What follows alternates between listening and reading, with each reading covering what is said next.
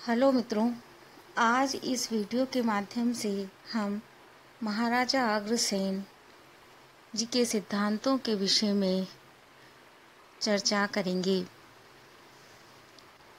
महाराजा अग्रसेन जी का वृत्तांत क्या है, उनके सिद्धांत क्या है, हम इसे जानने के लिए थोड़ा सा पूर्ववत देखने की कोशिश करते हैं। महर्षि जैमिनी, जो व्यास जी के 5 प्रधान शिष्यों में माने जाते हैं और जिन्हें विष्णु पुराण में सामवेद का आचार्य बताया गया है, ने जय भारत के भविष्य पर्व के अंतर्गत सर्वयज्ञ सम क्षेत्र में अभिमन्यु पुत्र जन्मेजय के अशांत मानस को शांति प्रदान करने, अभ्युदय जागृत करने हेतु महाराजा अग्रसेन की पुरुषार्थ गाथा सुनाई थी। ये महाराजा अग्रसेन महाराजा वल्लभ सेन के पुत्र थे, जिन्होंने पांडवों के पक्ष में महाभारत के युद्ध में अपने पिता की मृत्यु के बाद 10वें दिन से 18वें दिन तक युद्ध में वीरता दिखलाई थी। तदुपरांत अपने पौरुष से नवीन नगरी का निर्माण कर वंशव्रत यज्ञ कर अपने वंश का विस्तार किया था। 108 वर्ष की अवस्था में अपने ज्येष्ठ पुत्र का राज्याभिषेक कर वानप्रस्थ धारण कर वनगमन पूर्व पुत्र को अपने जीवन के अनुभवों से लाभान्वित करते हुए उन्होंने जो संदेश दिया था वह मानव मात्र के लिए अनुकरणीय है।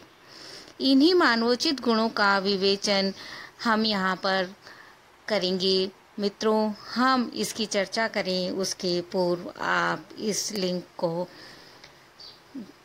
सब्सक्राइब कर घंटी बजा लीजिए, ताकि हमारे अगले वीडियो, हमारी नवीन नवीन जानकारी आपको मिलती रहे। तो मित्रों, महाराजा अग्रसेन के ये सिद्धांत क्या थे, महाराजा अग्रसेन के ये संदेश क्या थे? ये सारे संदेश जन जन तक पहुँचे और लोग इनका अनुकरण कर अपने जीवन को एक सार्थक दिशा की ओर ले जाएं, ये हमारा यहाँ उद्देश्य है। महाराजा अग्रसेन के विषय में प्रत्येक व्यक्ति जाने, ये यहाँ हमारा उद्देश्य है। तो मित्रों, महाराजा अग्रसेन लोकतंत्र के उपासक थे। महाराजा अग्रसेन लोकतंत्र के उपासक किस तरह थे, थोड़ा हम इसे जानने का प्रयास करते हैं। उन्होंने अपनी शक्ति सामर्थ्य से अपने राज्य का निर्माण किया था।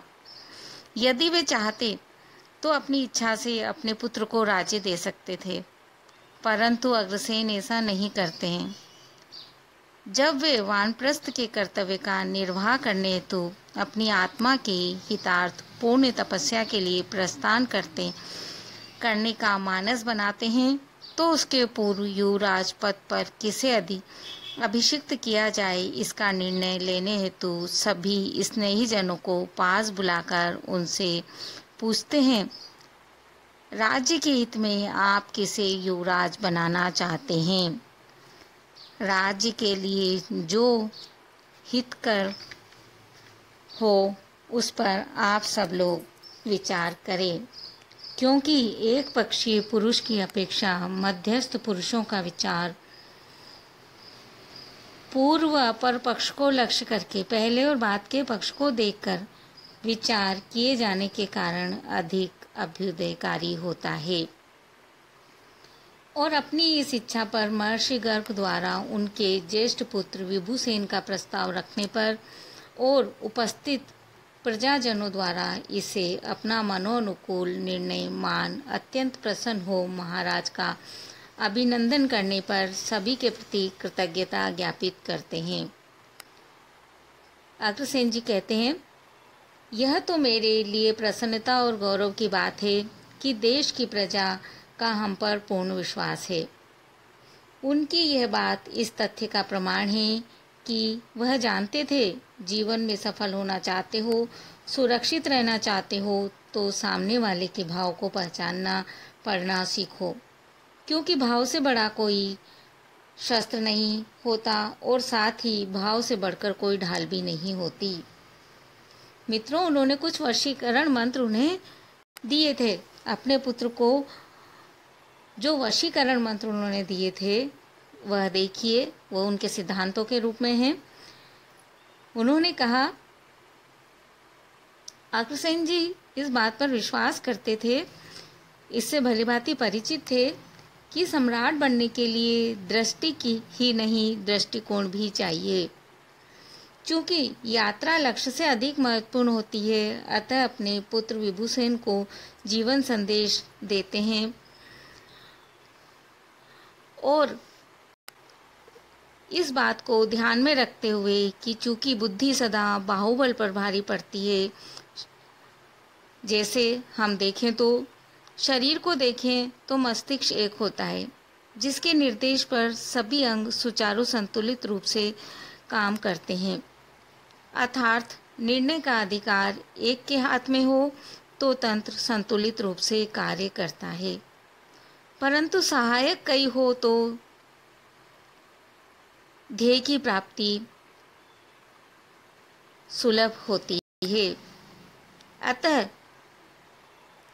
महाराजा अग्रसेन वशीकरण मंत्र देते हुए अपने पुत्र विभूषण को कहते हैं, उनको शिक्षा देते हैं, सभी प्राणियों के प्रति दया और मैत्रीपूर्ण व्यवहार, दान तथा सबके प्रति मधुर वाणी का प्रयोग, तीनों लोकों में इनके समान और कोई वशीकरण मंत्र नहीं है। अतः कभी कठोर वचन मत बोलो, सदैव सांत्वनापूर्ण मधुर वचन ही बोलना चाहिए। पूजनीय पुरुषों का यथोचित आदर सत्कार पूजन करना चाहिए। दूसरों को यथाशक्ति देना चाहिए। दूसरों से कभी मांगना नहीं चाहिए। मित्रों, ये एक बहुत बड़ा सिद्धांत उनका है। शब्द बहुत छोटे हैं पर सिद्धांत बहुत बड़ा है। दीजिए लीजिए नहीं, लेना नहीं है। आज उनके वंशजों के अंदर आपको सबसे बड़ी जो चीज़ दिखलाई देगी वो यही दिखलाई देगी कि वो चाहे परिस्थितियां कैसी भी क्यों न हो, परंतु आज तक अग्रवंशजों ने किसी से कुछ नहीं मांगा। वह अपने बलबूते, अपनी बुद्धि से, अपनी प्रतिभा से, अपनी क्षमता से, अपने परिश्रम से, अपनी चतुराई से ही अपना जीवन यापन करना चाहते हैं। मित्रों, ये बहुत बड़ा सिद्धांत है। कभी दूसरों से नहीं मांगना चाहिए। हम यदि ये जीवन में धारण कर लें, यदि भारत का प्रत्येक व्यक्ति इसे धारण कर ले, तो आरक्षण की व्यवस्था पूर्ण रूप से स्वतः ही समाप्त हो जाएगी। हर व्यक्ति ऊपर उठने का प्रयास करेगा, अपने जीवन को समुन्नत बनाने का प्रयास करेगा, क्योंकि पैर वाले के साथ लंगड़े को दौड़ाने से लंगड़ा दौड़ नहीं सकता। इसकी जगह उसे यदि हम खुद चलना सिखाएं तो पैर पर खड़ा होना सिखाएं तो चाहे धीरे धीरे कछुए की चाल से ही सही, पर कुछ वर्षों बाद वह बहुत अच्छे से चल पाएगा, ये हम जानते हैं। मित्रों, उन्होंने धर्म के बारे में अपने जो विचार अभिव्यक्त किए, हम जरा अब उनके उन सिद्धांतों को भी देखते हैं।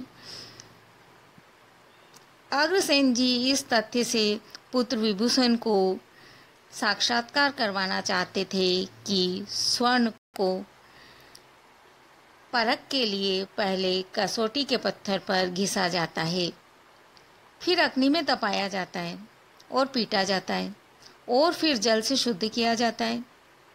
इन सभी प्रक्रिया पर खरा उतरने पर ही स्वर्ण कहलाता है।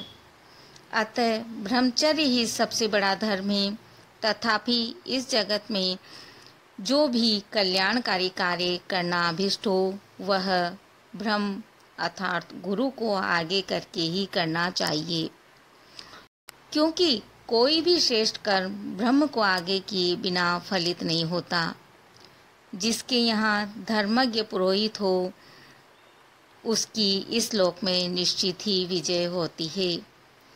मित्रों, धर्म का मतलब केवल ये नहीं है कि हम पूजा पाठ करें और बैठे रहें। उन्होंने धर्म के इस सिद्धांत को समझाने का प्रयास किया है।